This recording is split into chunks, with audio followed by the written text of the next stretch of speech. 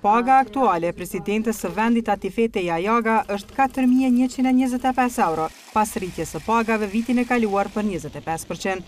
Por kjo nuk është paga më e lartë në vend, pasi pagën më të lartë në sektorin publik e ka drejtori menaxhuesi i trustit pensional, Ardian Zalli. Ai sipas deklarimit të pasurisë në Agjencionin Kosovar kundër korrupsion, merr pagë mujore prej 5.213 euro.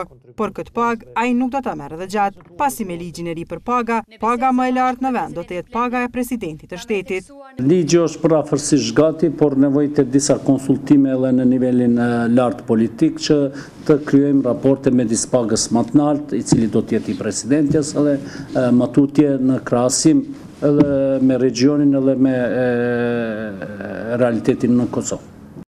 Kërkesë për nivelizim të pagave muajin e kaluar kishte pasur edhe nga Asociacioni i Komunave të Kosovës.